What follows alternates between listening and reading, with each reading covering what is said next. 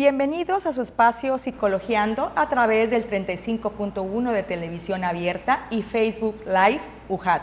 Soy la psicóloga Gladys Romero y es un gusto, como siempre, contar con su presencia el día de hoy. Este espacio llega a ustedes gracias al esfuerzo compartido entre la Universidad Juárez Autónoma de Tabasco y el Colegio de Psicólogos del Estado de Tabasco, AC, con el fin de orientar a la población tabasqueña y a la comunidad cuchimana a mejorar su calidad de vida y salud mental a través de charlas con expertos en el tema de psicología. El día de hoy, el tema es depresión y duelo.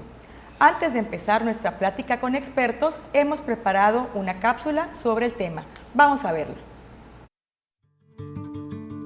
La salud mental en nuestros adolescentes y niños está siendo muy afectada y cada vez es más preocupante. Después de una pandemia, los casos de ansiedad y depresión se han ido agudizando. Tan solo en el 2022 se registraron 348 suicidios en nuestro estado, siendo el 30% menores de 10 años. De acuerdo con datos de la Fiscalía General del Estado, un total de 100 suicidios se han registrado en lo que va del año en Tabasco, manteniéndose el municipio de centro con el mayor número de casos. Lamentablemente, la cifra en niños y adolescentes va en aumento. Existen diversos motivos por los que las ideaciones suicidas comienzan, siendo los problemas familiares la primera causa, discusiones entre los padres o directamente con los hijos, la violencia física y verbal en el hogar, además del abuso sexual, así como el abandono, y en abandono nos referimos al abandono emocional, pues el hijo puede tener todo lo material, sin embargo, no hay comunicación y confianza con sus padres, además de pasar largos periodos solos en casa. Otra causa menos frecuente, pero muy importante, es el acoso escolar, mismo que en su mayoría el alumno guarda silencio y por temor no comunica ni solicita apoyo alguno. Muchas veces esto pasa desapercibido por los docentes o simplemente deciden no intervenir. Salud mental para escucharlos y apoyarlos.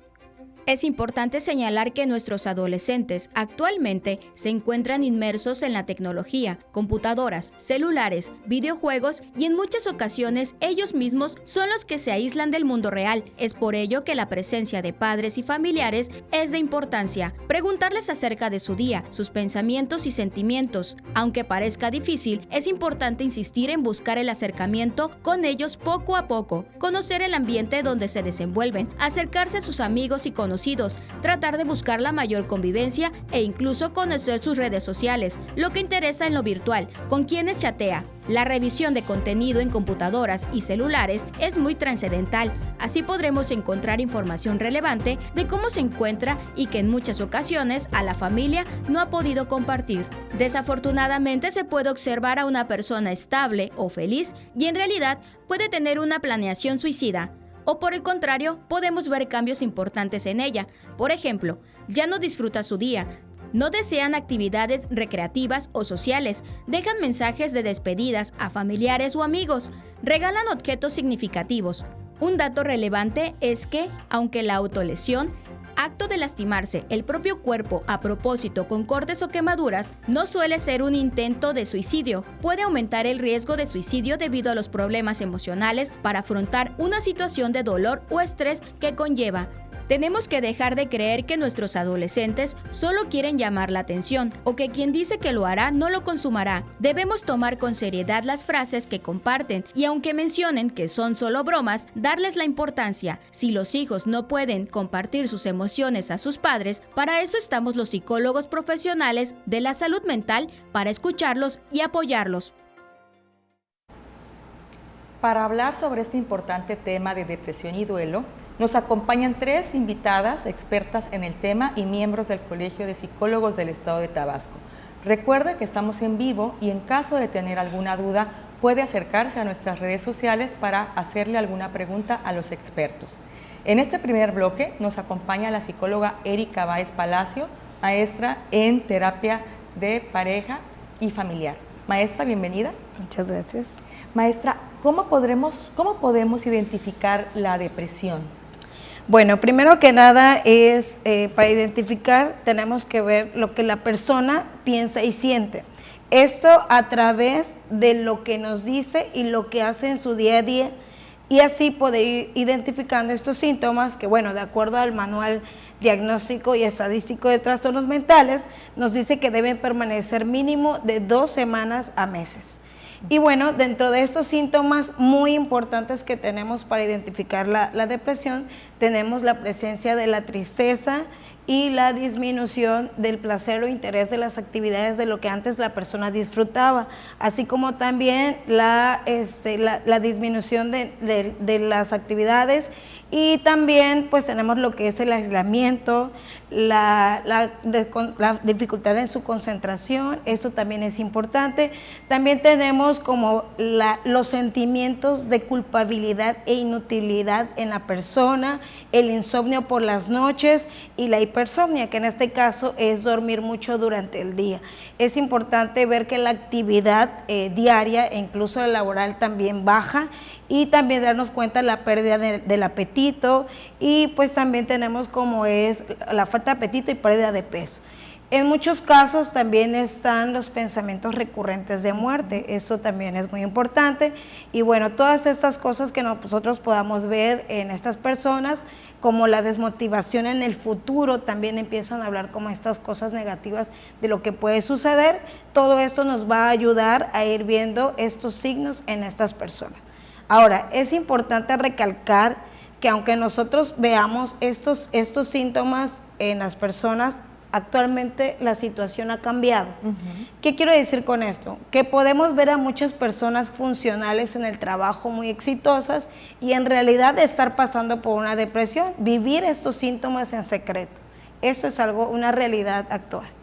Y en caso de tener algún familiar, amigo o conocido, ¿cómo lo podemos ayudar en caso de detectar estos signos y síntomas que comenta? Bueno, primero que nada, estar ahí, escucharlo atentamente sin interrumpir, esto es básico. También sugerirle o acompañarlo a una terapia psicológica, ya que actualmente no se puede invalidar o negar de lo que la persona nos está diciendo. Pues muchas veces abusamos de frases o utilizamos frases erróneas, como por ejemplo, échale ganas, ya se te va a pasar, estás exagerando, estás loca, solo por eso lloras. Todas estas cosas que nosotros muchas veces les decimos a las personas, realmente no estamos apoyando. Lo que tenemos que hacer es decirle, estoy aquí contigo, estoy presente y te acompaño. Vamos a buscar la ayuda profesional. ¿Y cómo podríamos diferenciar? Porque en la cápsula usted nos mencionaba sobre las ideas suicidas. ¿Todos los pacientes o todas las personas con depresión tienen ideas suicidas? La respuesta es no. No todas las personas que padecen depresión tienen ideas suicidas. Es verdad que uno de los síntomas de la depresión son los pensamientos de muerte, pero una cosa es cuando la persona dice, estaría mejor si muriera, y otra cosa ya es idear y planear un suicidio. Aunque la depresión no es sinónimo de suicidio, sí tenemos que estar muy atentos ante esto, ya que el suicidio pues es una consecuencia final que puede venir de este trastorno, y por ello tenemos que estar muy atentos, porque como lo mencionas bien, Gladys, exactamente eso está sucediendo mucho en nuestros adolescentes actualmente, que pues hemos visto, de acuerdo a las noticias, que han sucedido suicidios en Tabasco, y muchos de ellos han sido a causa de depresiones que no han sido tratadas, y también a causa de que muchos padres ignoran o creen que no pasa nada, o no le creen a sus adolescentes cuando les comunican que algo sucede en ellos. Es importante, ¿no?, el tema de escuchar activamente. ¿Y qué especialistas debemos de acudir? ¿Debemos de acudir con un psiquiatra, con un psicólogo? ¿Qué nos recomienda? Bueno, el enfoque integral es importante. Si bien la causa de la depresión es un aspecto familiar social, por ejemplo, la pérdida de un ser querido, la separación de pareja, obviamente la terapia psicológica va a ser de gran apoyo. Sin embargo, debido a que en la depresión influye en una disminución de neurotransmisores como la serotonina y la noradrenalina en el sistema límbico del cerebro, pues es necesario la intervención de un fármaco para que estas sustancias puedan regularse. Entonces es ahí donde el psiquiatra pues es el único que puede medicar. Entonces ahí es donde nosotros necesitamos el apoyo integral de este especialista, ya que como psicólogos, los psicólogos no pueden recetar. Esto es un acto antiético, entonces es muy importante acudir con el especialista. Y una pregunta interesante, sobre todo por el tema de la cápsula, ¿podríamos diagnosticar o se podría diagnosticar depresión en niños? La depresión infantil sí existe, solo que los síntomas son diferentes a las de los adultos. En el caso de los niños, los síntomas son que se muestran más irritables, la mayor parte del tiempo están enojados, hay pérdida del interés en el juego, ya no quieren jugar, ya no quieren hacer sus actividades extracurriculares. También pasa la parte de que en la escuela pues hay una baja concentración, es decir, ellos pues ya no rinden al 100% en la parte académica, se aíslan completamente de sus compañeros y bueno, también está como esta pérdida del apetito y las dolencias físicas. Ellos, los niños, empiezan a decir, me duele aquí y constantemente están en médicos. Esos son como parte de los síntomas importantes en los niños. Y por ejemplo, si tenemos algún familiar con estos síntomas, incluso este diagnóstico, y no desea recibir ayuda. Bueno, lo primero es como insistir y motivar a que la persona busque el apoyo terapéutico. Se le puede decir, ¿qué te parece? Vamos a acudir a una primera sesión. Para que veas de qué es lo que se trata, ¿no? Muchas veces las personas no acuden a la terapia por desconocimiento, ¿no? Eso es lo primero. Y pues también es importante comunicarles que hay terapeutas que pueden acudir al hogar a una primera sesión y después las demás sesiones continuar en un consultorio. Es importante decir que también en nuestra sociedad hay una idea equivocada de lo que es el apoyo psicológico. Tenemos esta frase muy común donde dicen, si vas al psicólogo es porque estás loco. Esto no es real. Todas las personas tenemos una situación que resolver y mejorar, entonces todos deberíamos ir al psicólogo. Todos lo necesitamos y más en estos tiempos que se viven de mucha ansiedad y mucho estrés, todos debemos estar, pues debemos buscar este apoyo, ¿no? Y en el caso, por ejemplo, de su especialidad de terapia de pareja y familiar, ¿qué podemos hacer con nuestras parejas y con nuestras familias? ¿Solamente con apoyarlos, con amarlos, podría salir de este tipo de cuadros?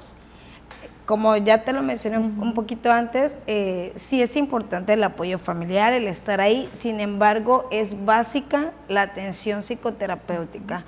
Esto es la base, es decir, muchas veces la gente cree que con decir, tranquila, échale ganas, mira, vamos a salir, vamos a pasear, vamos a hacer esto, claro, y creemos que esto va a ser funcional y la persona se va a olvidar de todos sus problemas. Incluso en la actualidad y mayormente en los jóvenes, muchas veces se busca el alcohol, las drogas como este medio de liberación para poder sanar sus dolencias.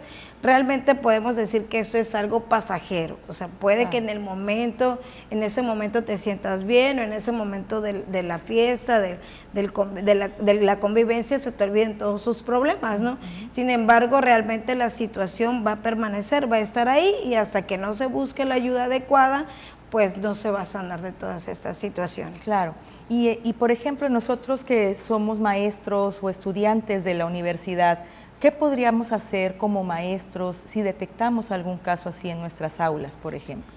Lo primero es, como lo mencionas, identificar, acercarse a la persona para ver qué tan consciente es esta persona de lo que está viviendo, ya que muchas personas pues tenemos la negación acercarnos a ella, ofrecerle el apoyo, es decir, como ya lo dije antes, decirle que es necesario que acuda a este apoyo, esta ayuda, y decirle que cuenta con nosotros, ¿no? Claro. Muchas veces, qué bueno que mencionas la parte de los docentes, porque me ha tocado ver en mi trabajo diario, muchas veces no se tiene el apoyo de la familia, entonces es importante el apoyo de otras personas.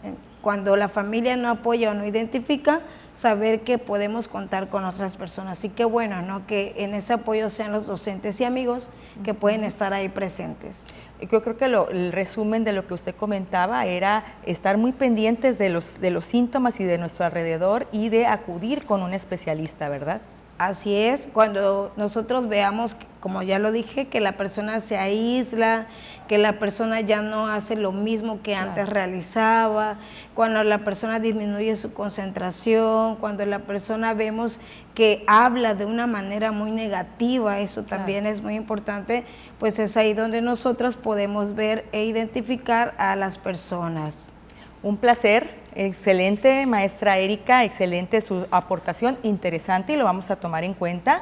Y usted, televidente, le recordamos las redes del colegio, nos pueden encontrar en Facebook, en YouTube e Instagram. Y bueno, tenemos más invitados, no se despegue de esta programación, regresamos.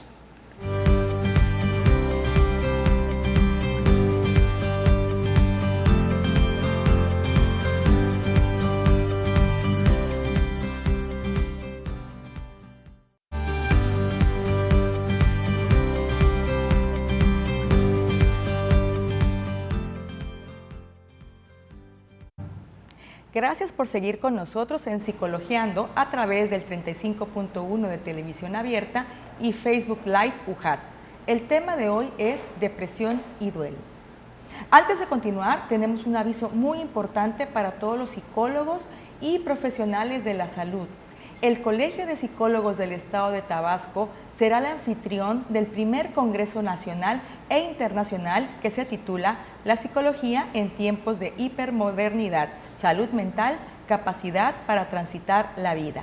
El Congreso contará con la presencia de psicólogos de Argentina, Chile y México, quienes compartirán sus experiencias en el ramo de la psicología a todos los asistentes.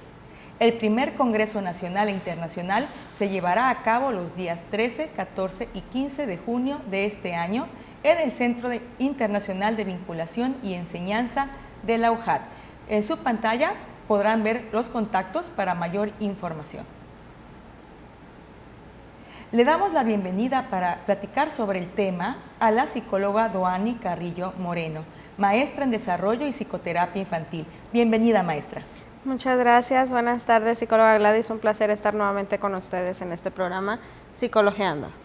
Maestra, ¿cuál es la diferencia entre el trastorno depresivo y el duelo? Comentaba algo la maestra Erika, si nos pudiera orientar. Así es, bueno, la gran diferencia entre el trastorno depresivo y el duelo es que, bueno, el duelo tiene una causa extrínseca. ¿Qué es esto? Bueno, hay un factor externo que lo ocasiona, como puede ser la pérdida de un ser querido, la pérdida de un empleo, la pérdida de un objeto valioso, incluso el cambio de casa puede generarnos un duelo, el cambio de residencia puede generarnos un duelo y pues bueno, esto tiene que suceder porque bueno, es algo normal que pues, nosotros perdamos algo y lo sintamos extraño, ¿no? Este cambio lo sintamos extraño, sintamos que nos hace falta ese algo que se quedó atrás. ¿Sí? Y bueno, el trastorno depresivo por su parte tiene factores intrínsecos. ¿Qué es esto?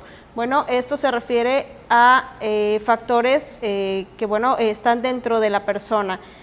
Pueden ser factores genéticos y lo que mencionaba la psicóloga Erika en el bloque anterior, las descargas de serotonina, dopamina, noradrenalina, que bueno, pueden disminuir y esto genera que bueno, nuestra actividad cambie, perdamos interés en algunas cosas, perdamos energía, sintamos que no tenemos la misma capacidad de reaccionar ante las situaciones adversas como lo hacíamos antes, ¿no? Y pues bueno, también pueden haber otros factores externos como puede ser el acoso escolar o el acoso laboral, También la pérdida de algún ser querido y demás puede llevarnos a un trastorno depresivo, ¿no? Y pues ya requiere una asistencia un poquito más especializada, incluso, como se mencionaba en el bloque anterior, acudir tal vez a un psiquiatra que nos pueda recetar algún medicamento para controlar nuestros niveles de neurotransmisores. Ahora, el tema también, aparte de depresión, es el tema del duelo. El duelo. ¿Cuándo podemos experimentar un duelo nosotros, por ejemplo? ¿En qué tipo de pérdidas? El duelo más común es la pérdida de un ser querido ante una muerte, ya sea por una enfermedad o por un accidente completamente inesperado.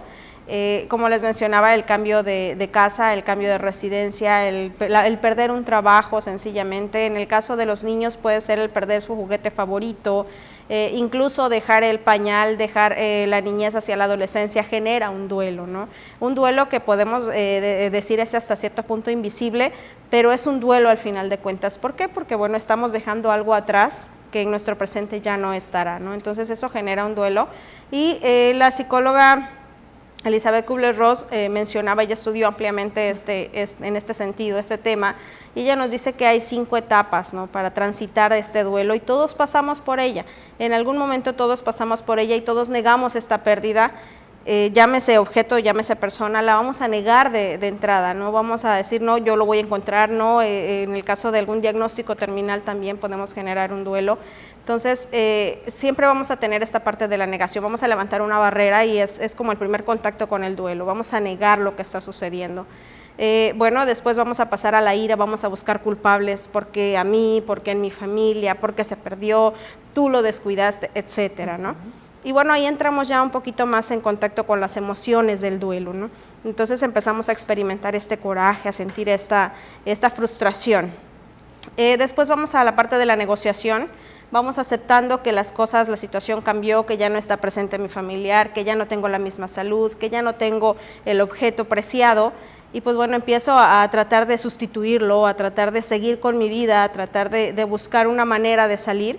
Y pues bueno, aquí es donde se puede instalar la depresión, aquí es donde se pueden instalar esos sentimientos permanentes de tristeza, de desánimo, de ya la vida no vale nada o no es lo mismo.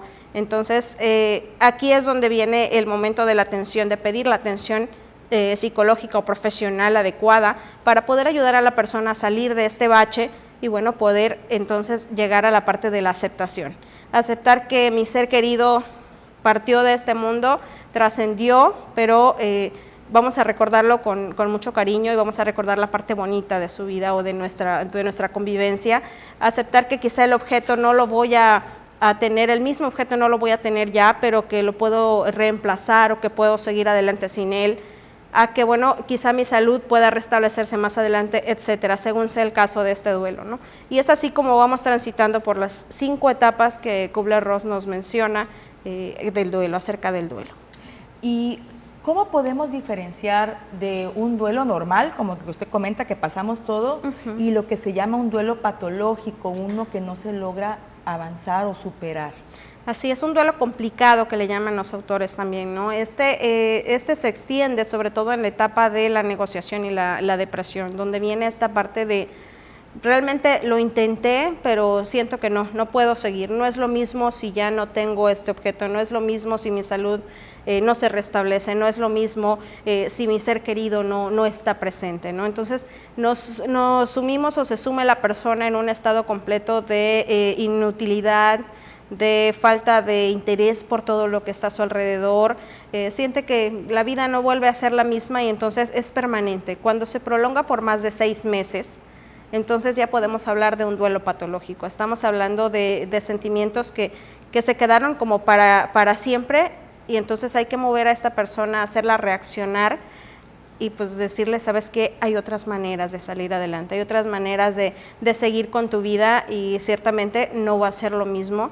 Todo esto genera un cambio, es una crisis, entonces las crisis nos permiten avanzar, nos permiten trascender. Claro. Entonces es aquí cuando después de 6 meses esta persona continúa con estas manifestaciones de tristeza, de desánimo, que entonces se puede hablar de un duelo patológico. un estancamiento, básicamente. Exacto, un ¿no? estancamiento. Y se aborda de igual manera en adultos y en niños, y si no es así, ¿cómo se abordaría el duelo con niños y adolescentes, por ejemplo? Ok, bueno, sin duda es diferente. Tratar el duelo con adultos es un poco más frío, más crudo, más directo que trabajar con niños y adolescentes. Hay que bajarse hasta cierto punto a su nivel, hay que explicarles, incluso ponerles ejemplos, quizá usar ciertas analogías. En el caso de los niños se pueden usar cuentos, de acuerdo a la edad, 4, 5, 6 años, podemos usar cuentos para hacerles comprender la complejidad de lo que es, por ejemplo, la pérdida de un ser querido, ¿no? O la pérdida de su salud, ¿no? En este caso. Y bueno, con los adolescentes quizás es un poco más fácil hablarlo, porque bueno, ellos tienen ya un poquito más de apertura en ese sentido, pero igual hay que ser muy cuidadosos con el lenguaje que se utiliza con ellos para no herir susceptibilidades, sino propiciar quizá que ellos puedan llegar a tener incluso ideas suicidas a raíz de lo que están viviendo. ¿Y sería lo mismo, el mismo abordaje si es un familiar directo, por ejemplo, un papá o una mamá o un abuelo, por ejemplo, o algún conocido, incluso hasta amigos, ¿no?, que pueden perder? ¿Es el mismo abordaje dependiendo del familiar o la cercanía? Dependiendo la cercanía, el abordaje es completamente diferente, ¿sí? Sin duda, la pérdida de un padre, una madre, un abuelo puede llegar a ser un poco más dolorosa y dejar una huella mucho más arraigada en un niño, en un adolescente, que bueno, tal vez un amigo, un vecino, un conocido, ¿no? Sin embargo, sí es importante que cualquier pérdida que haya en el círculo social de nuestros niños y adolescentes, es necesario tratarla y abordarla para que bueno, ellos no caigan en esta depresión prolongada y pues bueno, se genere un problema mayor. ¿Y qué factores podrían desencadenar, por ejemplo, que durante un duelo se genere un estado depresivo, por ejemplo? Se puede juntar problemas como el bullying, el acoso, problemas también de autoestima, que bueno, se juntan toda esta serie de eventos y hacen que bueno, la emoción de nuestro niño, de nuestro adolescente, se vea mucho más mermada. Claro. Y pues bueno, ellos empiezan a tener una autopercepción completamente distorsionada y totalmente negativa, ¿no?, que los hunda en una depresión severa que los puede llevar incluso a una ideación suicida. Hay que estar muy pendientes de los cambios en las rutinas de nuestros muchachos, los cambios en sus estados de ánimo, y desgraciadamente la tecnología los tiene aislados socialmente, ¿no? Entonces hay que buscar un poquito más la convivencia personal, social, uno a uno, cara a cara con nuestros muchachos, nuestros niños, y siempre pues la conversación, la plática nos va a dar mucha luz de lo que pueden estar viviendo nuestros muchachos. Y si tenemos algún conocido o alguien cercano que está atravesando por un duelo que detectamos, como decía, patológico, ¿nosotros podemos hacer algo? No, si no somos expertos en psicología o en psiquiatría, ¿qué podemos hacer como amigos o familiares de una persona que atraviesa un duelo? Podemos recurrir a la página del Colegio de Psicólogos, ¿por qué no?, para buscar alguna orientación. Y bueno, si no tenemos o no contamos con los medios económicos, pues asistir a la parte de la Secretaría de Salud, en centros de salud, atienden este tipo de afectaciones emocionales.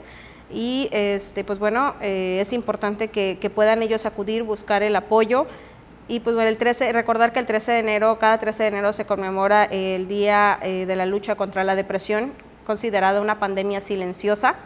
¿Por qué? Porque bueno, afecta a muchas de las personas que tenemos a nuestro alrededor y que sin darnos cuenta están padeciendo depresión y están pasando por un momento muy difícil. Entonces es importante estar muy pendientes de nuestros seres queridos y estar pendientes de los cambios en sus estados de ánimo, en sus comportamientos. Y pues bueno, apoyarnos, tratar de dejar un poquito quizá al lado las redes sociales, la tecnología, y volver a lo que es la convivencia social. Ahora que menciona el término social, ya ve que en Tabasco hay una ola muy impresionante de depresión, ¿no? Así es. Usted, en su experiencia, ¿qué considera que como sociedad podemos hacer para reducir este riesgo tan latente en nuestra sociedad? Bueno, considero que es importante fomentar un poquito más la convivencia familiar en los espacios donde puedan padres e hijos convivir, realizar actividades físicas, actividades deportivas, apertura en otros sentidos en cuanto a instituciones. Las instituciones educativas pueden también propiciar este tipo de convivencias para ayudar a las personas a estar un poco más cerca, para unirnos un poquito más y estar como más alertas y de poder detectar a tiempo los cambios en la rutina, en los estados de ánimo, y no tanto, no solamente pues de niños y adolescentes, sino también de las personas adultas, porque pues los adultos mayores también pasan por duelos y depresiones, ¿no? Entonces, claro, es importante que nos volteemos a ver, que podamos nuevamente voltearnos a ver y no solamente a través de las pantallas de los teléfonos celulares y de los aparatos inteligentes, donde, bueno, aparentamos muchas veces estados de ánimo que realmente no estamos viviendo. Entonces, pues es un tema muy amplio, es un tema que está muy de moda porque realmente la depresión está llevando a muchas personas a la muerte a través del suicidio y es importante que estemos un poco más alertas, un poco más cercanos. Y para ir cerrando su bloque, muy interesante por cierto, doctora, ¿qué recomienda a los padres, por ejemplo, si detectan en sus hijos algún síntoma parecido, ¿no? O que a lo mejor un fallecimiento de alguna mascota o de algún familiar, incluso hasta de un artista, ellos lo pueden sentir muy, muy cercano? ¿Qué les podría recomendar a los padres que nos están viendo que tienen algún familiar o hijo con este tipo de problema? ¿Qué está pasando por esta situación? Bueno, la principal recomendación es que busquen espacios de convivencia, que busquen espacios en los que puedan pasar tiempo juntos, tal vez una noche de película, tal vez, no sé, comprar una pizza y sentarse alrededor de la caja de la pizza y conversar, cómo te fue hoy, cómo te sientes, cómo te fue en la escuela, sucedió algo extraordinario, para que ellos puedan tener esta apertura y pues bueno, desconectarlos un poquito de la tecnología y aterrizarlos para voltear a ver a ellos mismos y poder identificar lo que sienten, lo que están pensando y expresarlo también. Y para que como padres también podamos ir conociendo a nuestros hijos, porque ciertamente materialmente nuestros hijos ahorita tienen todo, pero emocionalmente están muy carentes y eso lo vemos en las escuelas. Claro. Los niños manifiestan a través del juego esta carencia afectiva, ¿no? Entonces es importante acercarnos la convivencia, retomar la convivencia familiar. Digo, la cotidianeidad nos absorbe y sabemos que, bueno, hay compromisos y hay que cubrirlos, pero es mucho más importante suplir la parte emocional de nuestros niños, de nuestros adolescentes, antes que la parte material. ¿Y las redes qué recomienda en el uso de las redes, por ejemplo? Creo que hay que monitorear el uso de estos dispositivos, también supervisar qué es lo que están descargando nuestros niños, qué es lo que están viendo nuestros adolescentes, porque muchos de ellos llegan a caer en cuadros de depresión a través de videos, de series que ven donde, pues bueno, esto se manifiesta, ¿no? Entonces es importante estar al pendiente. Yo creo que interesante charla la que usted nos viene a traer, ahondando un poco más el tema de depresión y duelo. Y bueno, ahí están las recomendaciones de la maestra Doani. Gracias por estar con nosotros. Gracias por la invitación. Bienvenida. Y bueno, sin duda, espectador, no se despegue. Volvemos con esta interesante charla con más profesionales de la psicología con el tema depresión y duelo.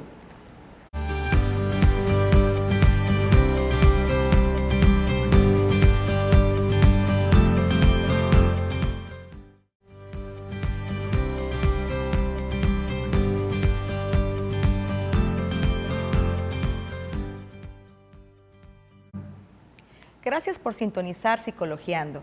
El tema de hoy es depresión y duelo.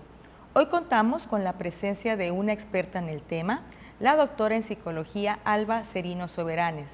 Ella es profesora investigadora de la licenciatura en psicología de la División Académica de Ciencia de la Salud de esta universidad. Bienvenida, doctora. Muchas gracias. Gracias al Colegio de Psicólogos del Estado de Tabasco por invitarme y gracias a todos. También en la universidad por estar en su programa. Bueno, usted es experta en terapia infantil, ¿correcto? Sí. Y me imagino que ve muy seguido temas como el que estamos hablando el día de hoy. Sí, soy experta en niños, adolescentes Excelente. y jóvenes. Y en esta época tan difícil en cuanto a relaciones sociales, se ha incrementado el caso de depresión y debido a la pandemia, los casos de duelos también. En su experiencia, ¿qué es lo que usted nota con respecto al duelo? ¿Cómo definiría usted el duelo en la práctica clínica de un psicólogo? El duelo se definiría como el proceso mediante el cual una persona tiene que transitar debido a una pérdida. El proceso cada uno lo lleva de acuerdo a cómo la persona es, a sus estados de ánimo, su historia de vida y también los vínculos o la relación que la persona tenía con el ser querido o con lo que ha perdido en su vida. Es un tránsito, es un proceso. Y por ejemplo, la doctora Doani nos comentaba acerca de las etapas del duelo. En su experiencia, ¿cuál de esas etapas es la más complicada de poder subsanar, de poder pasar o avanzar? Cada una de las etapas, dependiendo de la persona y cómo ha vivido en otras experiencias de vida, es importante y puede ser difícil. Las etapas del duelo, como lo mencionó la doctora, es la negación, la ira, la depresión y posteriormente llegar a la aceptación y la reconciliación. Si alguna persona ha tenido un problema antes que le significó algún conflicto con la persona que perdió, posiblemente el enojo sea lo más complicado. Pero si la persona ha vivido 20 años de su vida o más con el ser querido y tenían vínculos muy fuertes, costumbres, hábitos juntos, probablemente la tristeza sea lo más complicado de superar. Dependiendo de la pérdida y el caso, ¿no? Sí. Y por ejemplo, en el caso de depresiones infantiles, usted, me imagino que llegan muchos casos. Sí, sí me ha tocado y cada uno de ellos es particular, presenta sus retos para poder adentrarse en el mundo del niño y ayudarlo a salir de la depresión. Por ejemplo, comentaba la doctora Erika que algunos niños dejan de jugar, pero por ejemplo a mí me ha tocado niños que dejan de comer o adolescentes que dejan de comer o un niño que por depresión también puede tender a ser más agresivo, a tener conductas más aisladas y no nos damos cuenta. Por ejemplo, tuve un estudiante de enfermería que en una depresión, ella se encerró una semana sin comer y los padres no se dieron cuenta porque no estaban presentes, ellos trabajaban y la estudiante una semana sin comer y sin salir de su recámara. Entonces hay diferentes manifestaciones y son como un reto poder ayudar al niño o al adolescente a salir de ellos. Pero sí es a través de nuestra relación de observarlos y de conocerlos que nos daremos cuenta de lo que está sucediendo con ellos. Es decir, un cambio repentino, algo que no está acostumbrado a hacer, ese podría ser un foco también de atención. Sí, así es. Y la agresión, que es algo bien interesante, que podríamos confundir con un trastorno de conducta, pero en realidad es un duelo o una depresión también. Sí, sobre todo en algunos adolescentes cuyo duelo no ha tenido el proceso que se quiere porque no ha podido pasar ya sea de la negación o del enojo y entonces constantemente está enojado. Es una joven o es un joven que puede estar practicando bullying a los demás, que puede estar agrediendo a otras personas, incluso a sus hermanos, pero no se ha dado cuenta por qué lo hace. Aquí he tenido, por ejemplo, hermanitos que no entienden por qué papá se fue, pueden culpar a su hermano y tuve el caso de un hermanito que estaba matando a su hermano más pequeño porque él no entendía por qué papá se había ido. Era tan grande este enojo de un niño que antes pues no tenía esa magnitud que estaba ahorcando a su hermanito. Y era una depresión, o sea, no es de que el niño es malo, nació perverso y tiene instintos asesinos, no. Estamos hablando que algo muy fuerte en su vida fue arrebatado, el niño no sabe cómo explicarse, no sabe cómo atender este dolor y su reacción es la agresión, querer atacar aquello que haya impedido que la relación con su padre siga con él. Y en este caso, por ejemplo, ¿sería lo mismo un duelo de una muerte repentina a una muerte esperada, por ejemplo, por enfermedad? ¿Es el mismo tipo de duelo o hay una diferencia?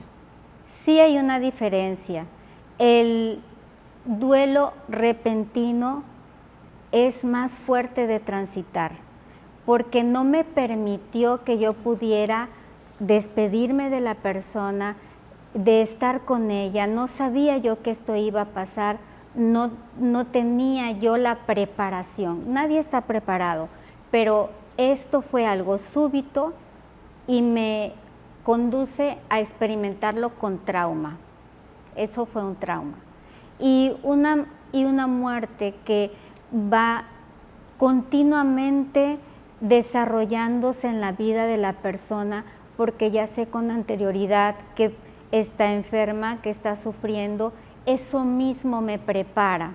Me conduce a apoyarlo, a estar ahí, sostenerle la mano, posiblemente darle de comer, peinarlo. Arreglar cosas. Y eso es algo que me va a dejar un poco más lleno mi corazón de la pérdida. Nada lo va a sustituir, pero me queda ese remanso de paz, de aceptación conmigo mismo. Estuve ahí.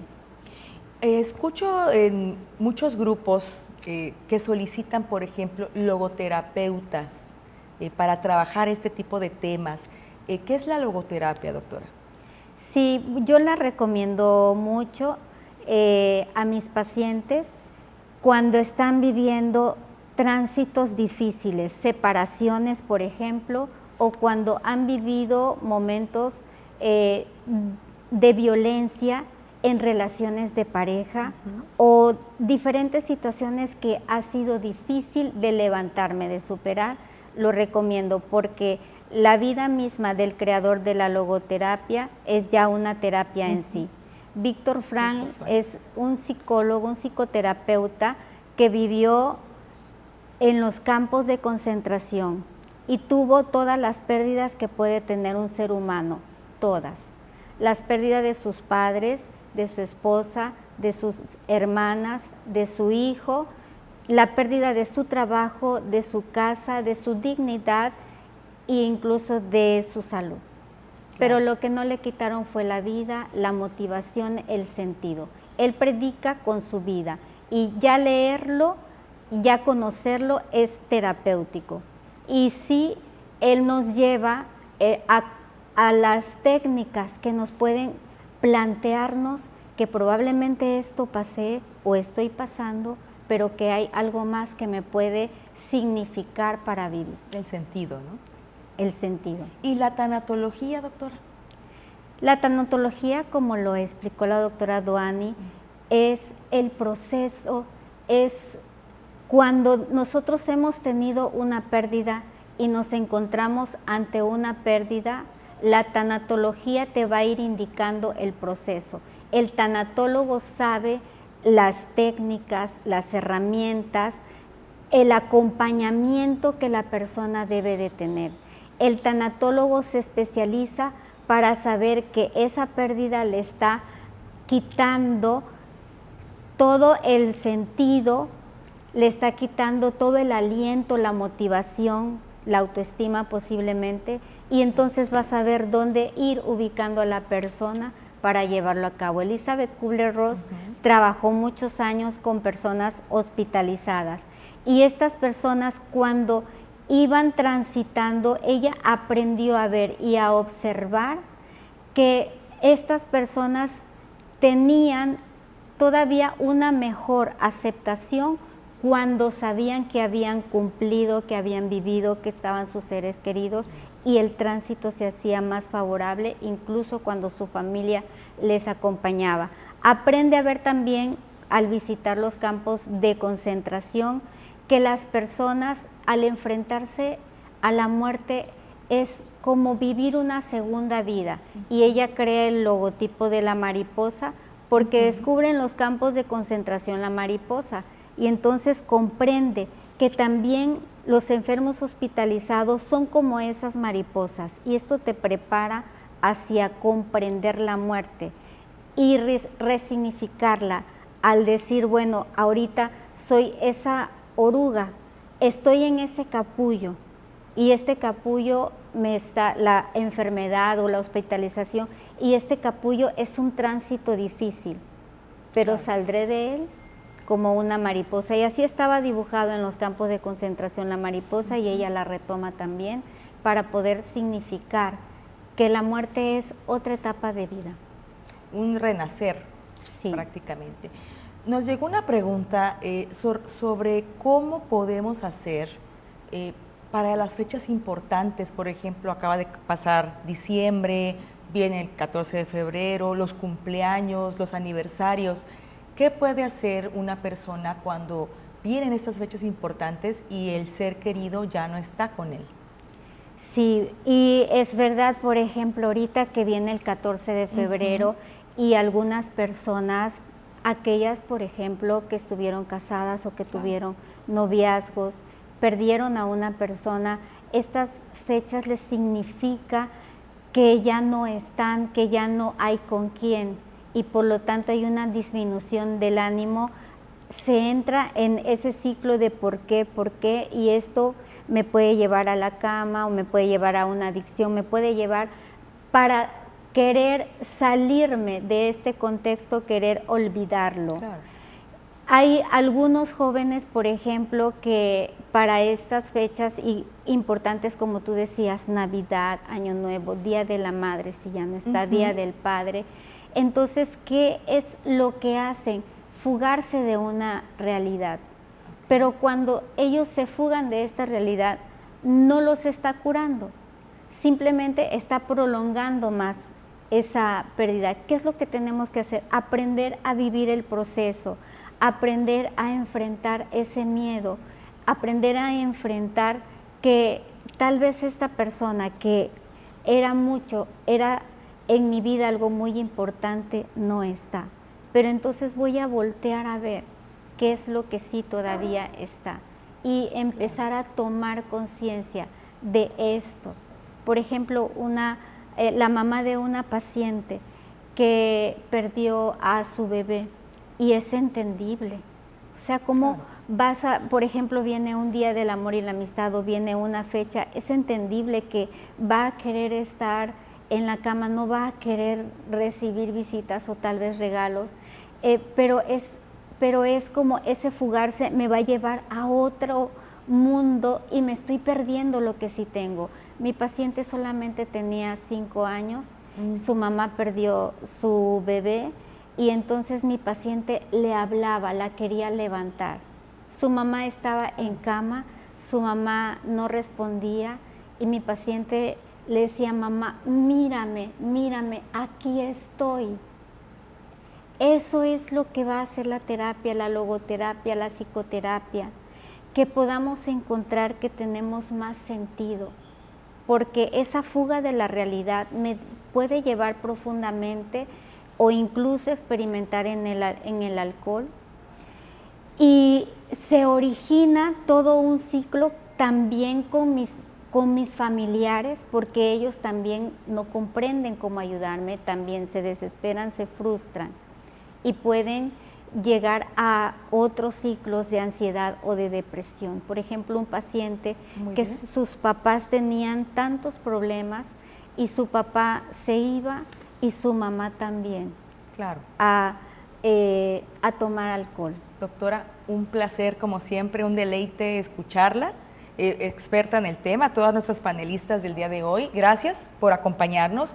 A ustedes también, muchas gracias por sus interesantes aportaciones y su presencia el día de hoy.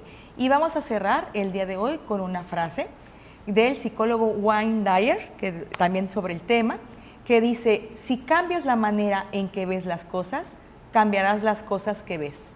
Gracias por el espacio proporcionado por TV UJAT y a todos los que lo han hecho posible, esta emisión. Y les comento que mes con mes nos veremos en su espacio Psicologiando. Lo invitamos a seguir sintonizándonos. Su servidora Gladys Romero Aguirre se despide con un hasta la próxima.